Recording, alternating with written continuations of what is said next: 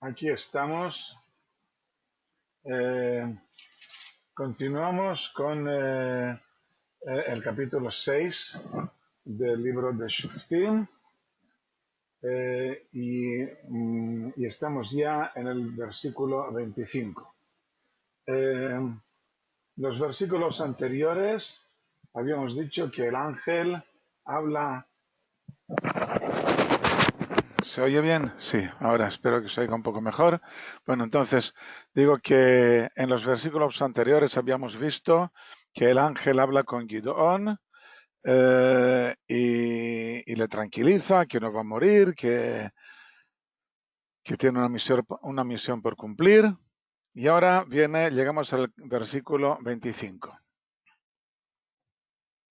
Sucedió en aquella noche que le dijo el Señor: toma el buey toro de tu padre y el buey segundo de 7 años, y derribarás el altar del Baal que tiene tu padre, y cortarás la Asherá que está junto a él, y edificarás un altar al Señor tu Dios sobre la cabeza de esta fortaleza, sobre la cima de esta fortaleza, y tomarás el segundo buey y ofrecerás olá con la leña de la Asherá que habrás cortado.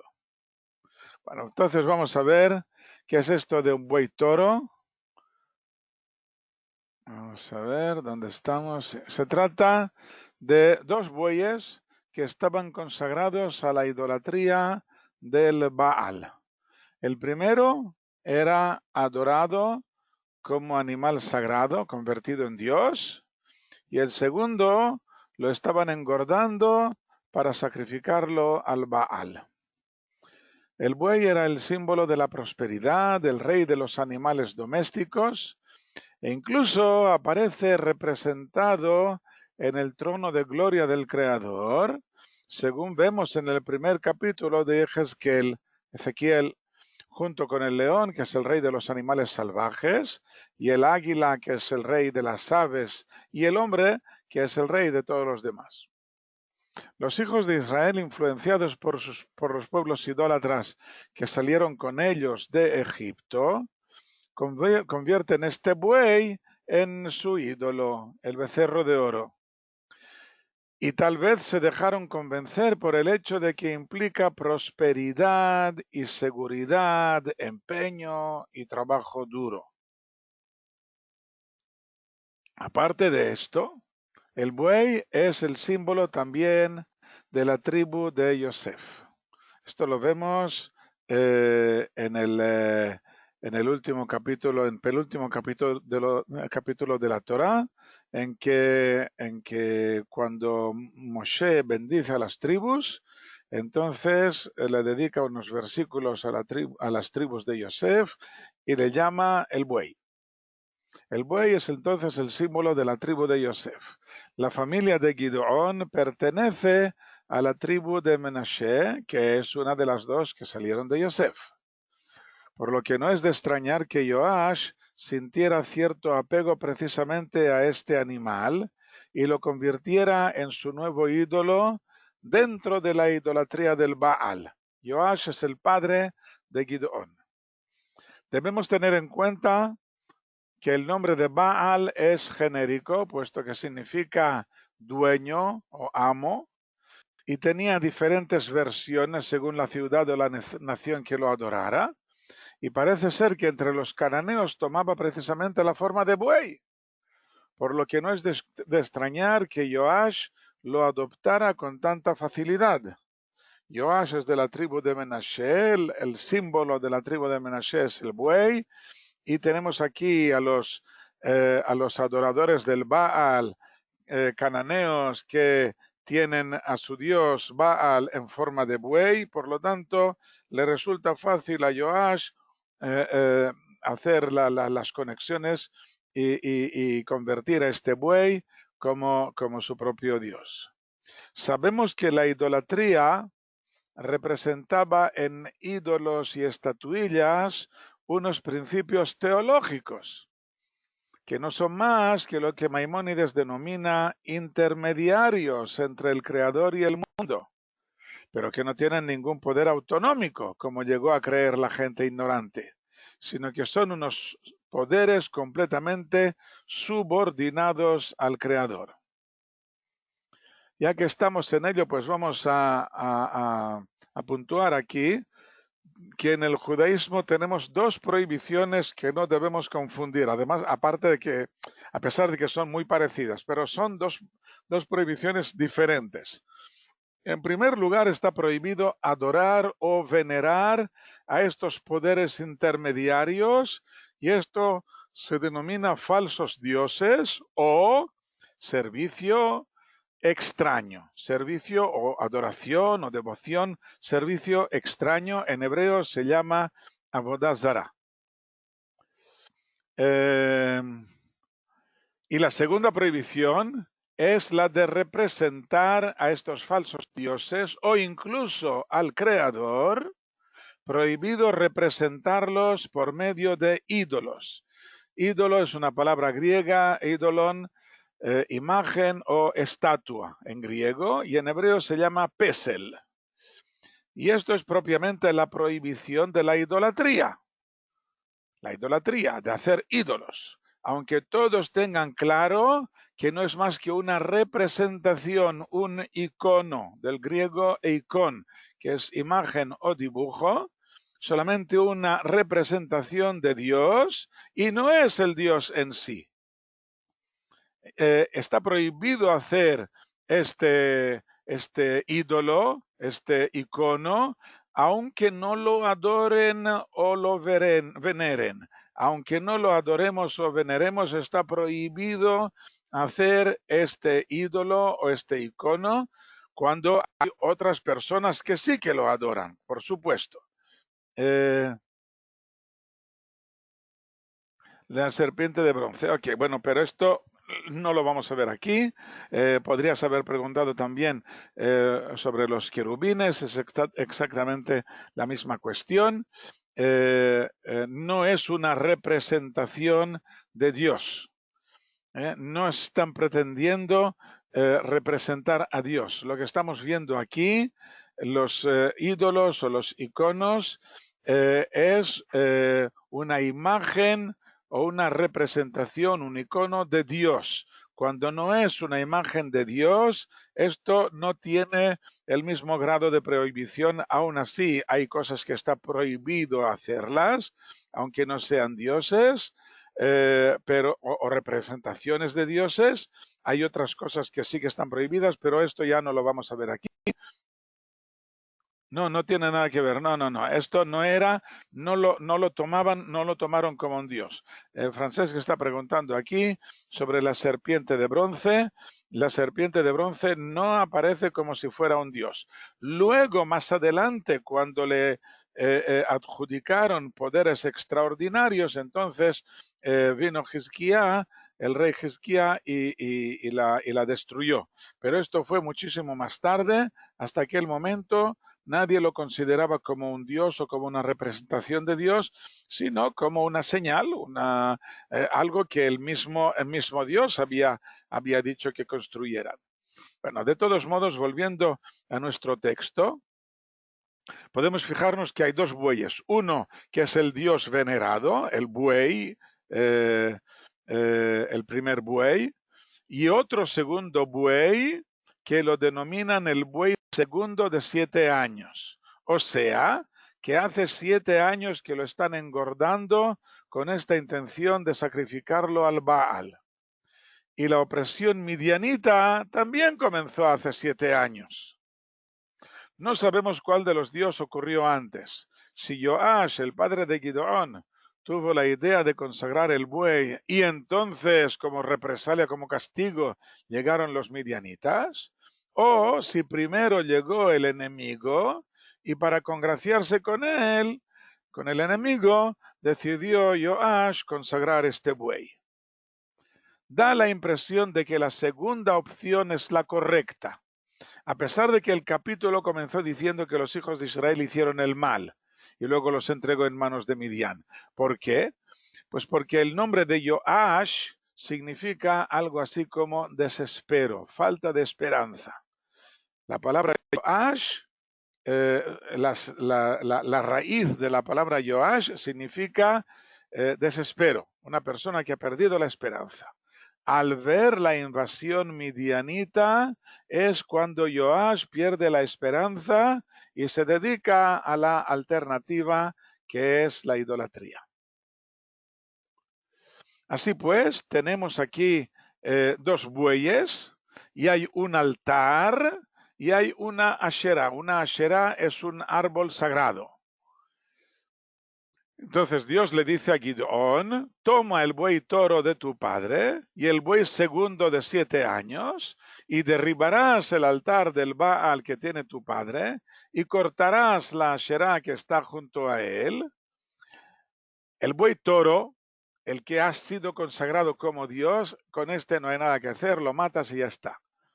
El buey segundo de 7 años, a este lo vas a ofrecer como olá, como sacrificio, como dice el versículo 26, edificarás un altar al Señor tu Dios sobre la cabeza de esta fortaleza y tomarás el segundo buey, el gordo, el buey engordado, que hace 7 años que están engordado, y ofrecerás olá con la leña de la Asherá que habrás cortado. Ok, entonces versículo 27, y tomó Gideón 10 hombres de sus siervos, e hizo como le había dicho el Señor, y sucedió que como temía a la casa de su padre y a los hombres de la ciudad para hacerlo de día, lo hizo de noche. Está claro que los 10 hombres esparcirán la noticia de la identidad de quien ha ordenado degollar a los bueyes y destruir el altar. Gideón no teme que esto ocurra. O sea, no le importa que todos se enteren de quién ha derribado el altar, quién ha matado a los 2 bueyes. Pero por otra parte, teme hacerlo de día y lo hace de noche, para que la gente se encuentre ya con los actos ya consumados. Por una parte, audacia y por la otra, temor. O sea que su confianza en el Creador aún no es perfecta. Tendremos que pasar por varias etapas más antes de llegar a la meta. Versículo 28. Y madrugaron los hombres de la ciudad por la mañana. He aquí, había sido derribado el altar del Baal, y la Asherá que estaba junto a él había sido cortada, y el segundo buey había sido ofrecido sobre el altar edificado. Y el primer buey muerto. Gideón es profeta porque Dios habla con él, aunque al principio fue por medio de un ángel, pero luego ya Dios habla directamente con él, por lo tanto sí es profeta. Versículo 29, y dijeron unos a otros, ¿quién ha hecho esto?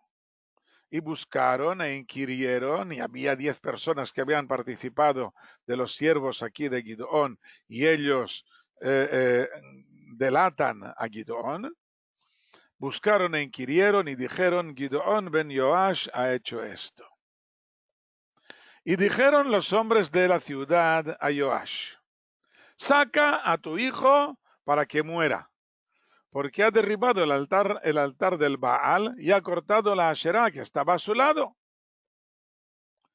Y dijo Yoash a todos los que se levantaban contra él, ¿acaso reñiréis vosotros por el Baal? ¿Acaso vosotros lo salvaréis al Baal? El que riña por él o contra él, en realidad, que sea muerto hasta la mañana. El que han cortado el Asherá y el que ha destruido el altar del Baal, que sea muerto hasta la mañana. Si es un Dios, que riña por él mismo, pues ha derribado su altar. Y le llamó en aquel día Yerubbaal diciendo que riña contra él el Baal, porque había derribado su altar. ¿Qué es lo que dice Yoash? De pronto Yoash recupera por lo menos en parte su integridad israelita y se burla de sus compañeros idólatras. Sí que sabía que era su hijo. Sabía perfectamente que era su hijo. recupera, por lo menos en parte, su integridad israelita y se burla de sus compañeros idólatras. Cierto que hasta ahora también él había caído en la idolatría, pero no era por convicción, sino por desesperación, como indica su nombre. Cuando su propio hijo demuestra que el valor que creía perdido aún está latente y se hace patente, también él lo recupera y acalla a los idólatras diciendo que el falso Dios tiene que demostrar su validez matando a quien le haya ofendido. Y si no lo hace, demuestra que no sirve como Dios. Aquí Gideón recibe su apodo de Yerubbaal. Es una palabra formada de dos palabras, Yerub, que significa reñido, y Baal, que es el Baal, y las dos Bet se funden en una. Primero Yeruv, estas tres letras Yeruv aquí, y luego Baal, y la Bet es común en las dos y se funden en una sola palabra. Así dice, si es un Dios, que riña por él, que se defienda a sí mismo. Si él no puede defenderse a sí mismo, entonces, ¿para qué adorarlo? No sirve para nada.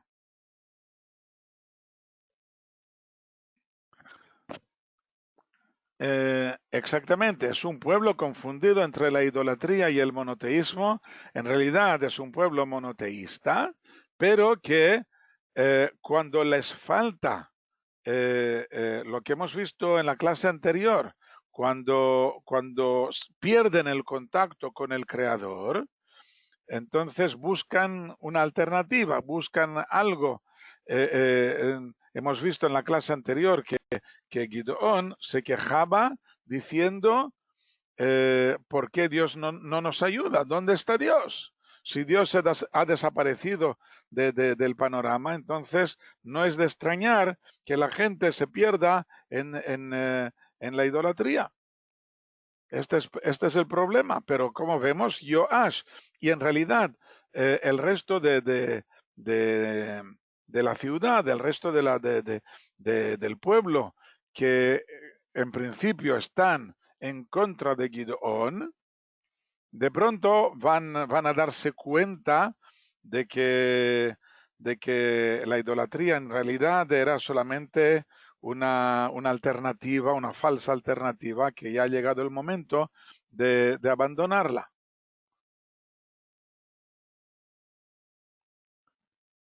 Sí, exactamente. Francés dice que la adoración de los Baales o de lo que sea parece prefigurar la veneración cristiana de los santos, que a veces llega a la adoración. Los cristianos, en teoría, hacen la distinción entre adorar y venerar. Cuando ven una imagen, no la adoran, sino que la veneran. Esto es lo que se dice actualmente a partir del Concilio Vaticano II. Antiguamente y en manos del pueblo siempre se decía adorar. Incluso cuando se referían a estatuas de santos o de la Virgen o a la cruz para los judíos es un ídolo igual que cualquier otro, porque intentan representar o formar un icono de Dios, de lo que ellos consideran el Dios. Por lo tanto, esto para los judíos es una completa idolatría. Ok. Versículo 33. Y todo Midian y Amalek y los hijos del oriente se reunieron juntos y atravesaron y acamparon en el valle de Israel. Ya vemos de nuevo que Amalek se une con los midianitas, al igual que anteriormente se había unido en tiempos de Deborah, se había unido con los cananeos, etcétera. Siempre vemos a Amalek que participa en los ataques contra Israel.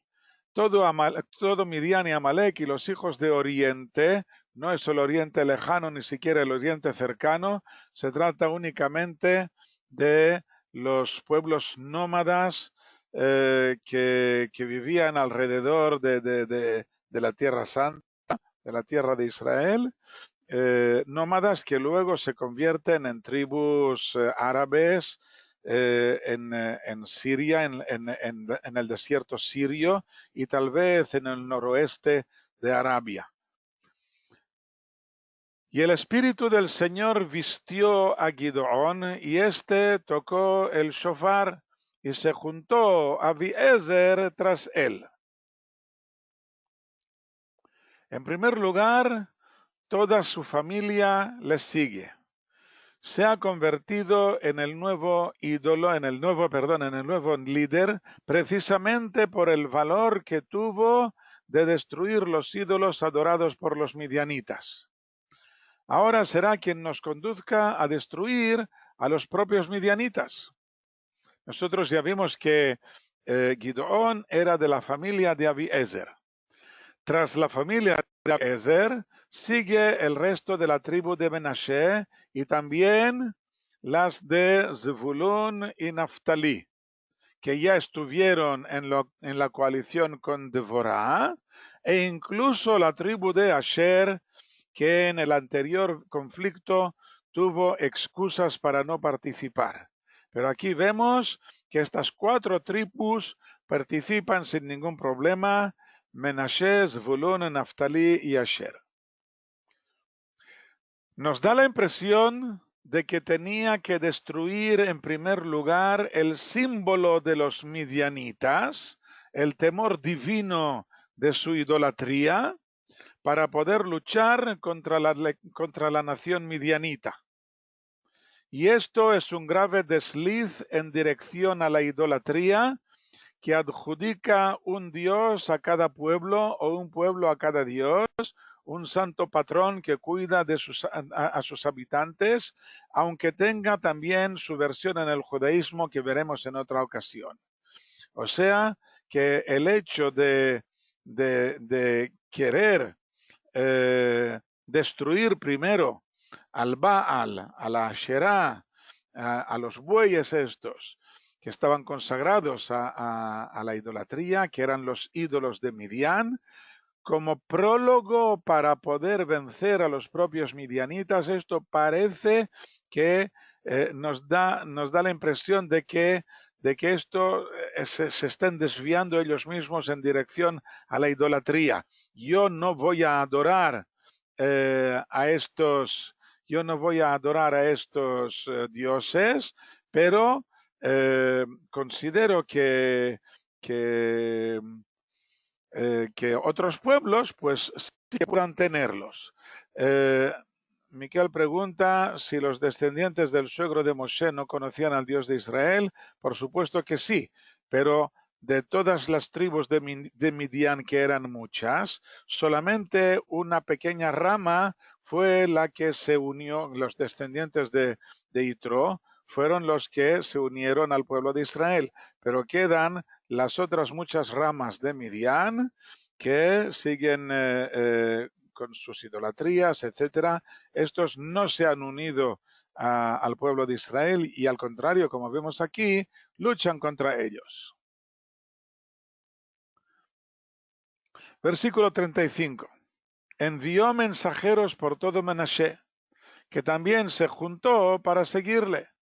Y envió mensajeros a Asher, a Zvulun y a Naftali, que subieron a su encuentro, como hemos visto hace un momento.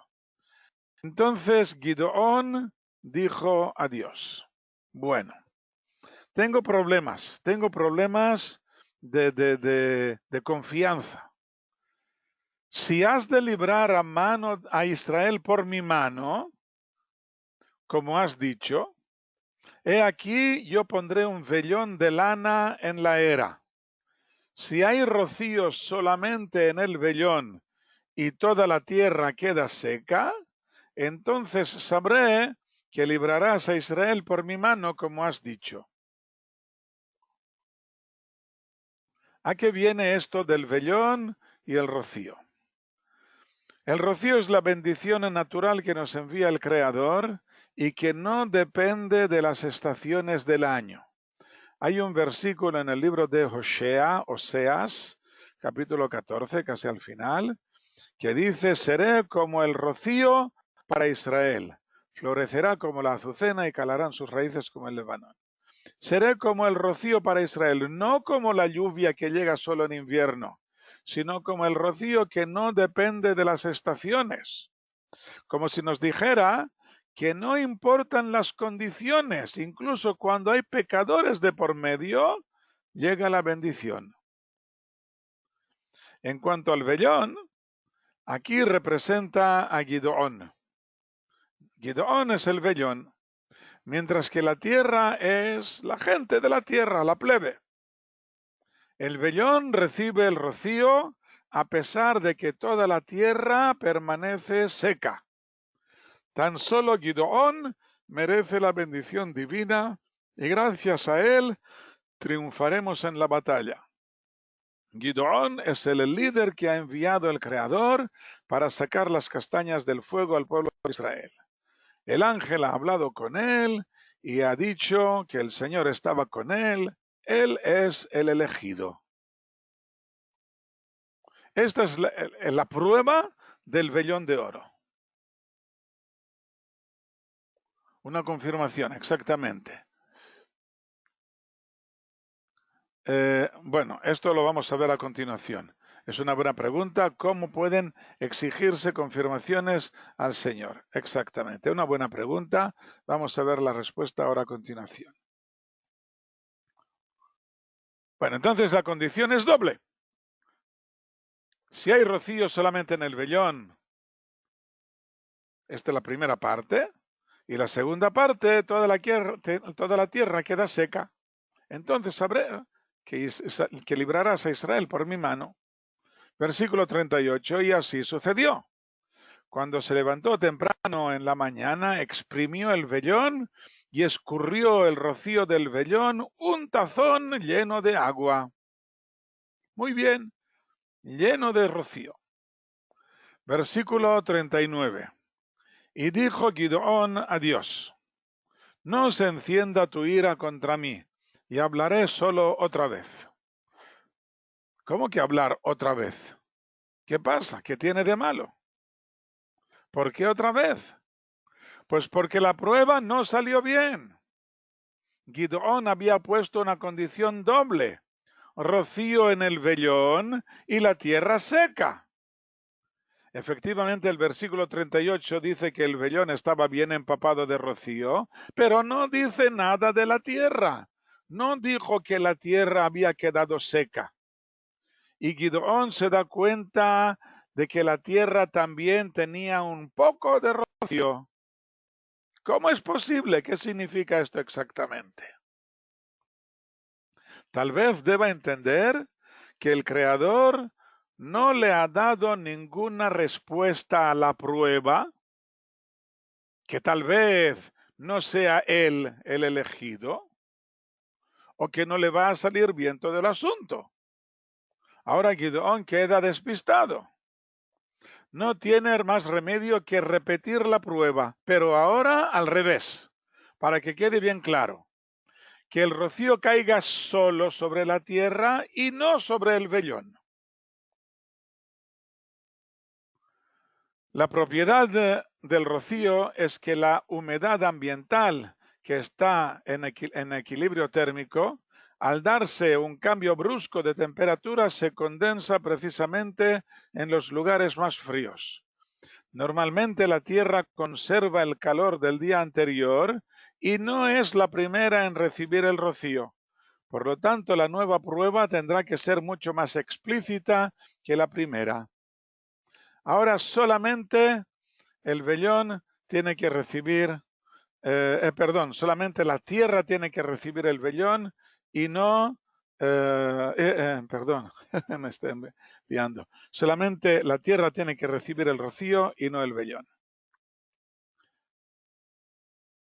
De nuevo repito el versículo 39, y Gideón dijo a Dios: no se encienda tu ira contra mí, hablaré solo otra vez, probaré ahora solo esta vez con el vellón, que haya ahora sequedad solo en el vellón, y sobre toda la tierra haya rocío. Así lo hizo Dios aquella noche, y hubo sequedad solo sobre el vellón, y sobre toda la tierra había rocío. Y aquí debemos entender qué está ocurriendo aquí. Gideón creía ser el único salvador del pueblo. Gracias, como hemos visto antes, en la primera prueba. Yo soy el vellón, yo voy a quedar empapado de este rocío divino y por lo tanto yo soy el salvador de Israel. Y el resto del pueblo, tierra seca. No se merecen nada, solamente yo. Gracias a mí, ellos van a recibir esta salvación. Dios le dice, es verdad que tú estás lleno de rocío. Esto es verdad, esto nadie te lo quita. Pero no te creas que no hay rocío también en la tierra. Por supuesto que sí. El hecho de que hayan caído en la idolatría no significa que se hayan estropeado del todo. Han perdido la esperanza, Joash, han perdido la esperanza. Y esto es lo que les ha hecho caer en esta idolatría. Pero en realidad no siguen siendo fieles al Creador. Solamente es que están confundidos por lo que hemos visto hasta ahora. Cuando Gideón hace la prueba al contrario, se da cuenta de que en realidad puede darse el caso de que toda la tierra tenga rocío y el vellón quede seco por completo y aún así van a ganar en la batalla. Y aún así sigue habiendo vellón. Tú eres solamente el intermediario. Tú eres solamente el instrumento en manos del Creador para traer esta salvación al pueblo. Bueno, entonces, Francesca ha preguntado antes sobre confirmaciones, que el pueblo pide confirmaciones al Creador. Bueno, en realidad esto ocurre una y otra vez en el judaísmo. Nosotros no nos fiamos de nadie hasta que no demuestre que es alguien en quien se puede fiar.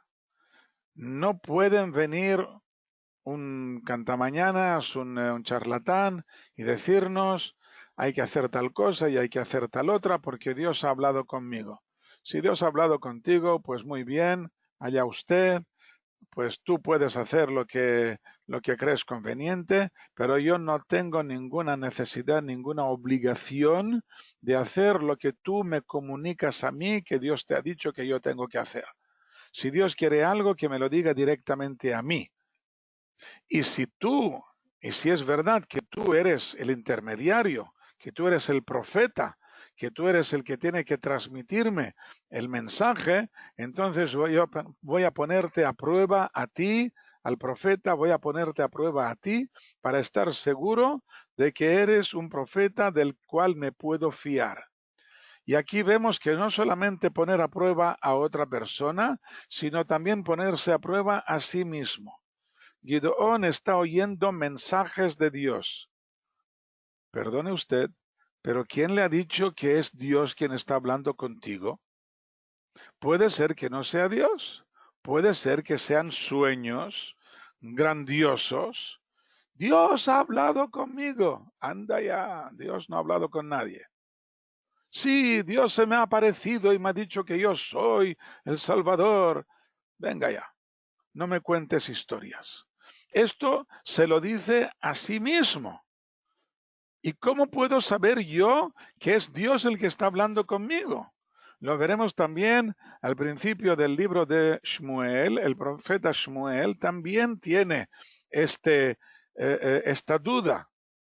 Solamente que él va a tener un maestro que le enseñe. Aquí Gideón no tiene ningún maestro que le enseñe. Es verdad que ha tenido un ángel que le ha ayudado a dar el primer paso, pero Gideón no se siente al nivel adecuado para ser profeta.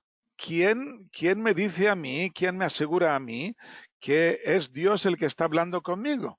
Puede ser que yo esté metiendo ahora al pueblo en un conflicto contra los midianitas es que se va a convertir en una terrible derrota. Y por lo tanto, ¿cómo puedo estar seguro yo de que es Dios el que está hablando conmigo? Para esto tengo que poner a prueba a mi propia capacidad. ¿Soy yo el verdadero profeta? Un charlatán no haría una prueba así. No haría una prueba así del versículo 39, de que toda la tierra se llene de rocío y el vellón quede seco. Un charlatán no diría una cosa así. Un charlatán solamente pondría el primer ejemplo. Y por lo tanto aquí, cuando Dios le da la respuesta de este modo, entonces esto le ayuda a Gideón a comprender que sí, que efectivamente es Dios el que está hablando con él, porque como hemos visto, esta segunda prueba va en contra de la naturaleza. Esto ya es un milagro. Ya no es que en el vellón hay más rocío que en el resto de la tierra. Esto siempre ocurre así. Él había pedido que en el vellón solamente en el vellón hubiera rocío y la tierra hubiera quedado seca y no le funcionó. Y entonces esto le hace dudar. Y por eso hace la segunda prueba. Y la segunda prueba es definitiva para él. Ok. ¿Por qué tanta lejanía? Porque Dios está lejos, exactamente. Muy bien, la pregunta es muy buena. ¿Por qué tanta lejanía? ¿Por qué Dios no fue más explícito con él? Pregunta Miquel. Pues precisamente por esto, porque Dios está lejano, porque Dios está más allá de la naturaleza y una persona humana tiene que esforzarse mucho y tiene que purificarse mucho para poder llegar a ponerse en contacto con el Creador.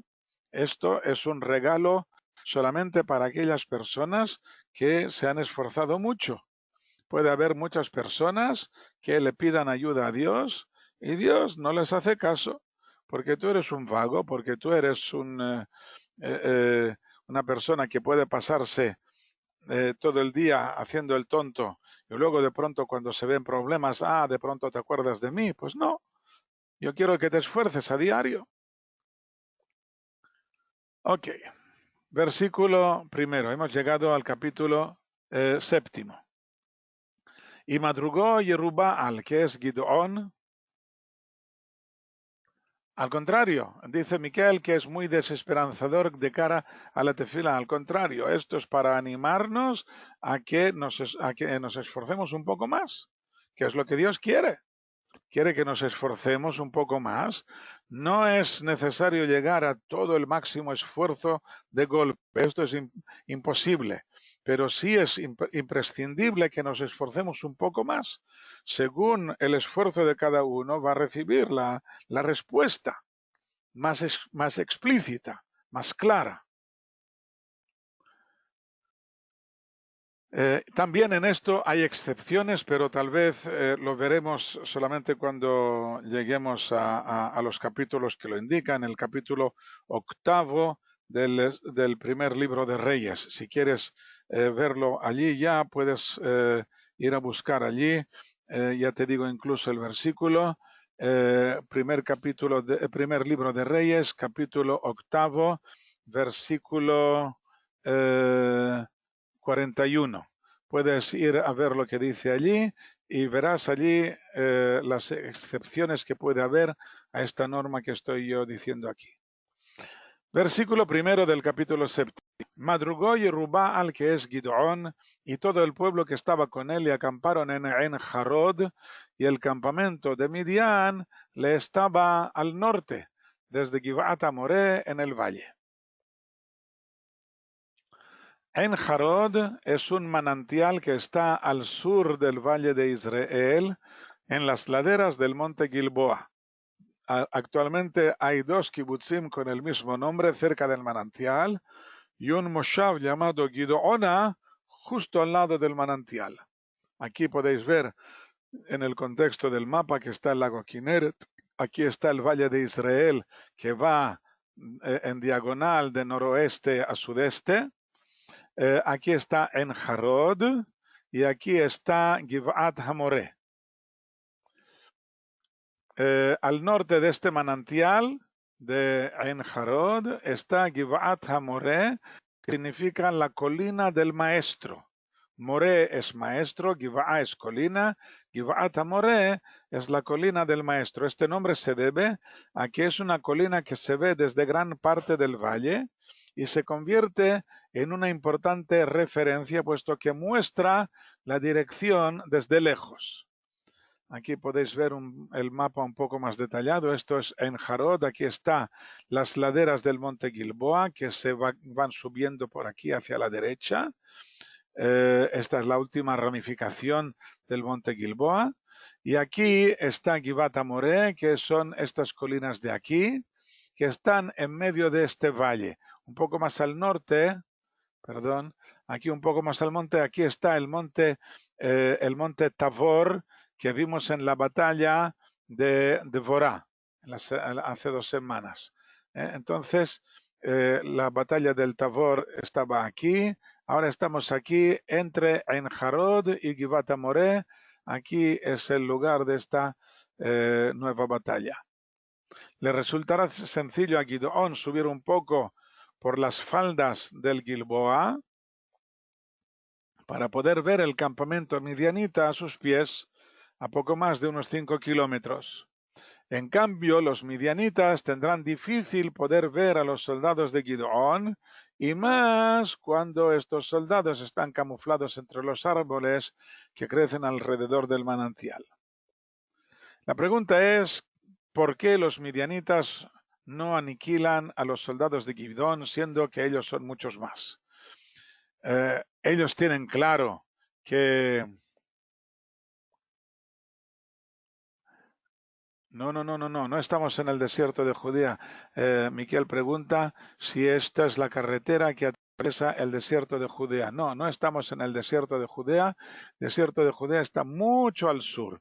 Aquí estamos, esto es la Galilea. Aquí está Haifa, aquí está Tiberias.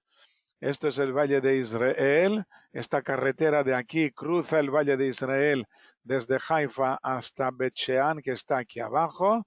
El desierto de Judea está mucho más al sur, unos más de 100 kilómetros al sur.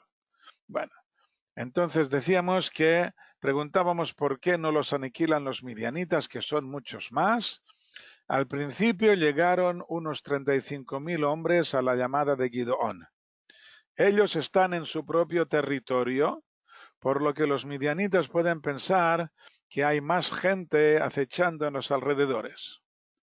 Cuando el campamento de Israel se reduzca a continuación, aún les quedará la duda a los midianitas sobre la verdadera intención de Gideón, muy contraria a cualquier tipo de estrategia conocida. Pero esto ya es la estrategia divina que vamos a ver ahora aquí a continuación. Versículo 2. Y dijo el Señor a Gideón: mucho es el pueblo que está contigo para que yo dé a Midian en sus manos. No sea que Israel se enorgullezca sobre mí diciendo: mi mano me salvó. Estamos hablando de una prueba de confianza en el Creador.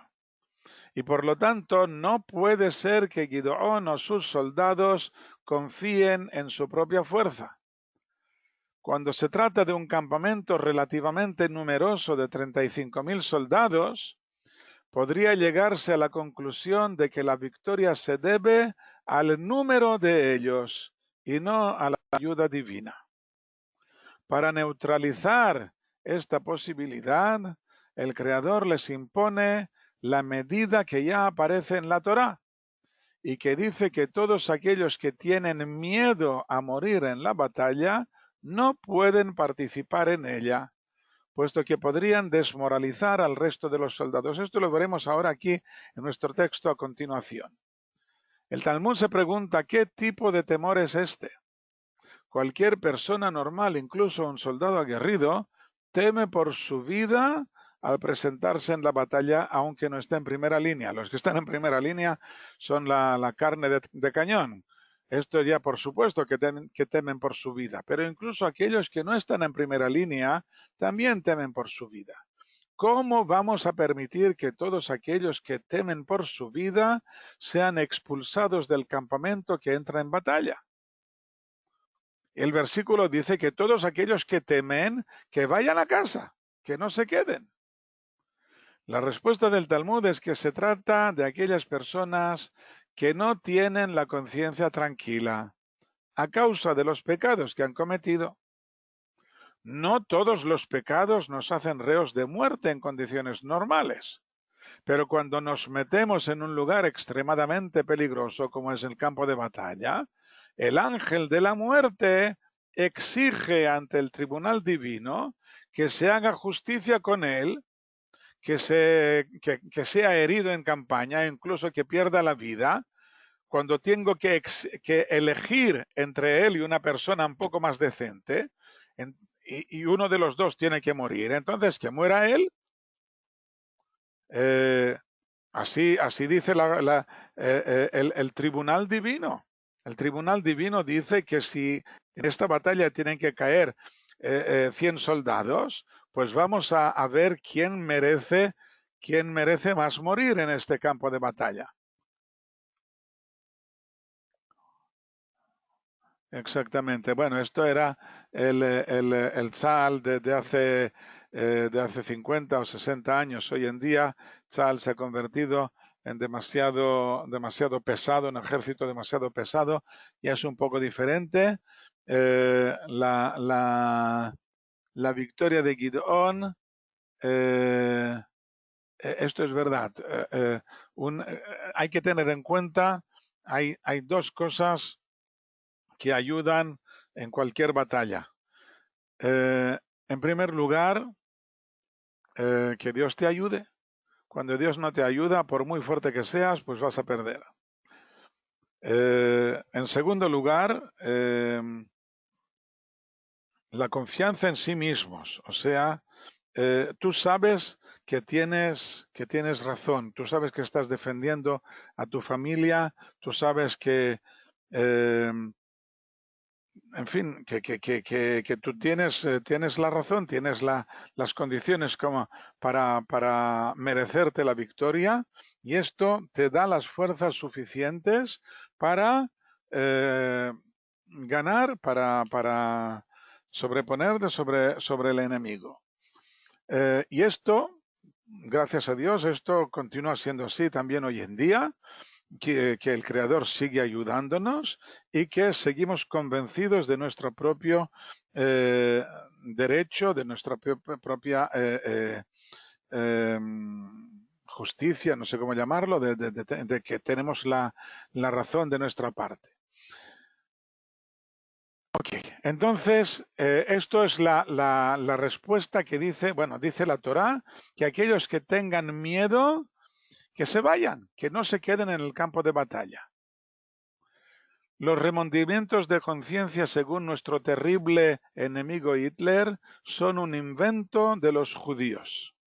Los nazis y todos aquellos que siguen su doctrina consideran que los remordimientos no son naturales en el hombre, sino que son algo postizo de lo que quieren librarse para poder hacer lo que les dé la gana. Según este punto de vista, el alma no puede insinuarle al pueblo que está cometiendo un error, porque no tengo alma, o porque el alma no se mete en estas cosas. Este es el punto de vista nazi. Nosotros afirmamos que tenemos un alma muy activa, muy pendiente de lo que estamos haciendo. No siempre es capaz de impedirnos que caigamos en el pecado, porque a veces nos alocamos. Pero sí que es capaz de darse cuenta de que tal cosa, tal comportamiento no es el correcto. Y el alma sigue molestando hasta que solucionemos el problema o hasta que la hagamos callar con malas excusas. Nosotros decimos, hay un alma, y el alma sabe cuál es el camino adecuado e intenta indicárselo al cuerpo. al intelecto. El intelecto es parte del cuerpo. El intelecto tiene que seguir las instrucciones que le dé el alma, pero el intelecto es parte del cuerpo, es físico. El intelecto puede hacer callar el alma. Lo que estoy diciendo, Hitler dijo que la conciencia, los remordimientos de conciencia, es un invento judío. No puede ser que haya remordimientos de conciencia. Y esto significa que los remordimientos de conciencia son algo postizo. Ahora, ¿qué significa esto de que los remordimientos de conciencia sean algo postizo? O que el alma no tiene contacto con el cuerpo, perdón, no hay contacto entre cuerpo y alma. Esto es una primera solución. Entonces el alma no puede insinuarle al cuerpo que está cometiendo un error, no puede ser que haya remordimiento de conciencia, porque no hay contacto entre cuerpo y alma. O segunda posibilidad, que no exista el alma. Puede ser que no exista el alma. Una de las dos, porque si no, si hay conexión entre cuerpo y alma, entonces el alma va a intentar indicarle al cuerpo cuál es el camino que debe tomar. ¿Entendido? El cristianismo en parte siguen, sí, ya lo sé, en parte el cristianismo en teoría sigue la teoría judía. En la práctica puede ser que no le hagan caso. El problema es que una persona normal lo tendrá bastante difícil tener que reconocer que lleva un lastre de este tipo sobre su conciencia y que por esto deja de participar en la batalla y abandona a sus compañeros de armas. Exactamente. Ok, pues vamos a lo nuestro. Los soldados. Los soldados que han pecado, que tienen la conciencia perturbada, tienen remordimientos de conciencia, les va a resultar muy difícil reconocer en público que son pecadores y que no quieren participar en la batalla. Y por esto la Torá añade otras 3 excusas para poder irse del campo de batalla. En primer lugar, aquellos que han, o sea, que se refieren las 3 excusas, se refieren a aquellos que han comenzado una nueva fase en su vida, pero que aún no han tenido tiempo para disfrutarla. En primer lugar, se trata de aquellos que han consagrado a una mujer la primera parte del matrimonio, pero aún no la han desposado. En el matrimonio judío hay 2 partes. En primer lugar, la consagración de la mujer, que es cuando le ponen el anillo en la mano, la consagran como mujer, y la segunda parte cuando la desposan y la traen a casa, a su propia casa. Antiguamente, estas 2 partes de la boda podían estar separadas por 1 año entero o incluso más. Durante este año construían la casa y construían los muebles y la mujer preparaba todo el ajuar, etcétera, etcétera. Entonces, una persona, un hombre que ha consagrado a una mujer pero aún no la ha desposado, esto es una excusa que da la Torá misma para que no participe en la batalla. La segunda excusa, aquellos que han sembrado una viña o cualquier otro campo, cualquier otro tipo de árboles, no un árbol solo, un campo de árboles, pero aún no han podido disfrutar de su vino. Esto van a tener que pasar 3 años en que está prohibido consumir los frutos de los árboles en sus primeros 3 años. En el 4.º año se santifica la producción del árbol y se trae al templo. Y en el 5.º año ya puedes disfrutar tú mismo del producto de tus árboles.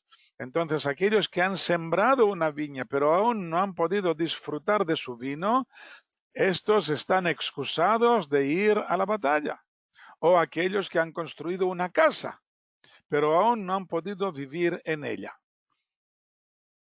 Incluso los casos en que tenemos una lucha contra el enemigo en condiciones determinadas que especifica el Talmud, no es en cualquier condición, pero en la mayoría de las condiciones, no puede pedirse a aquellos que han comenzado una nueva vida, pero que aún no han podido ver el fruto de su inversión, no se les puede pedir que renuncien a sus sueños con el peligro de caer en el campo de batalla. Así, aquellos que no tienen la conciencia tranquila pueden simular que se retiran por uno de estos otros tres motivos sin que se descubra su secreto. Todo esto aparece en la Torá, en el libro del Deuteronomio, capítulo 17 o 18, no me acuerdo ahora. No lo he apuntado aquí. Ok. Entonces, dice el Señor, dice lo siguiente, versículo 3. Y ahora llama, por favor, en oídos del pueblo diciendo, quien tema y esté ansioso, que regrese y observe desde la montaña de Gilad. Y regresó del pueblo 22.000 y 10.000 quedaron. O sea que había 32.000 al principio, y se van 22.000 y 10.000 quedan. Que observe es un verbo especial, tzafar, que tiene la misma raíz que la palabra pájaro, tzipor, por lo que se trataría de observar desde arriba, como hacen las aves desde el cielo. Hay quienes relacionan esta palabra con la palabra tzafra en arameo, que significa madrugada, puesto que los pájaros suelen cantar por la mañana. Según esta interpretación, significa que los soldados deben marcharse del campamento tempranito por la mañana antes de que el enemigo pueda darse cuenta de ello. Pero con esta explicación, con esta versión, no explica la continuación del versículo que dice que que madruguen, si es madruga, que madruguen desde la montaña de Gilead. ¿Qué tiene que ver madrugar con la montaña de Gilead? Cuando dice que es observar como un pájaro desde arriba, desde la montaña de Gilead, esto queda más clara la primera versión, que dice que desde las montañas de Gilead podrán ver el desarrollo de la batalla, y cuando pierdan el miedo al ver la victoria de Gideón, podrán regresar para ayudarle a dar el golpe de gracia.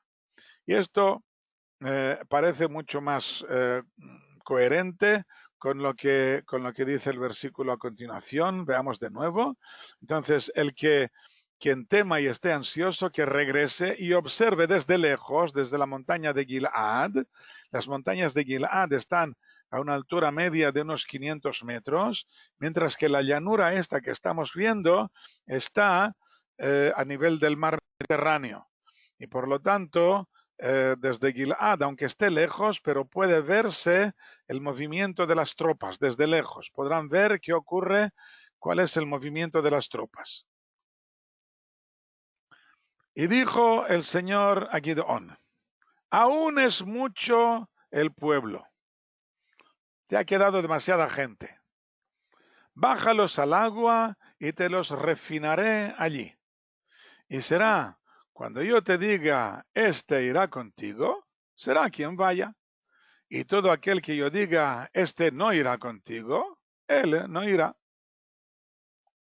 Refinar, o sea, lo que se hace con el metal para purificarlo y hacerlo más duro y más resistente. Los soldados confían en el tamaño de su propio campamento, como hemos visto antes, y suponen que es el motivo que les dará la victoria. Cuando han visto hemos conseguido reunir un campamento de 32.000 soldados, están satisfechos. La misión de Gideón no es tan solo de ganar la batalla contra los midianitas, sino sobre todo de devolver al pueblo su confianza en el Creador. Y solo de este modo nos convertiremos en más resistentes ante las tentaciones, que son el verdadero peligro de Israel. Y bajó el pueblo al agua, al manantial de En-Jarod, y dijo el Señor a Gideón, todo quien lama con su lengua del agua como lame el perro, preséntalo solo, y todo aquel que se incline sobre sus rodillas para beber. Son dos comportamientos diferentes los que están descalificados. Aquellos que se inclinen para lamer el agua directamente del manantial como hacen los perros, aunque lo hagan tendidos en el suelo o agachados. Y aquellos que se arrodillen para alcanzar el agua, aunque la levanten con sus manos hasta la boca. Solamente aquellos que no se arrodillen, sino que se agachen y que levanten el agua hasta la boca con sus propias manos, aunque luego laman el agua, son los que podrán participar. Lamer como un perro directamente del agua no es el comportamiento correcto de la persona humana. Nosotros debemos levantar el alimento hasta la cabeza y no bajar la cabeza al alimento. Es la diferencia entre el hombre y el animal. Por lo tanto, aquellos que no sean capaces de entender esta diferencia, personas que bajan su cabeza al agua en lugar de levantar el agua hacia la cabeza, estos no pueden participar en la batalla. No son hombres, son animales. Esta es la primera descalificación. Y luego, aquellos que están acostumbrados a arrodillarse, seguramente será porque lo hacen ante los ídolos y también quedan descartados. La Torá prohíbe arrodillarse o postrarse en el suelo mientras no sea dentro del recinto del tabernáculo o del templo. En otro lugar, y cuando se hace para adorar al Creador, debe haber una alfombra o algo que separe entre el cuerpo y el suelo. Y hoy en día esto de postrarse en el suelo se hace únicamente en Yom Kippur al rememorar el servicio divino del templo. Por lo tanto, todos los que seguían apegados al culto del Creador no tenían costumbre de arrodillarse, teniendo en cuenta que estaban muy alejados del tabernáculo.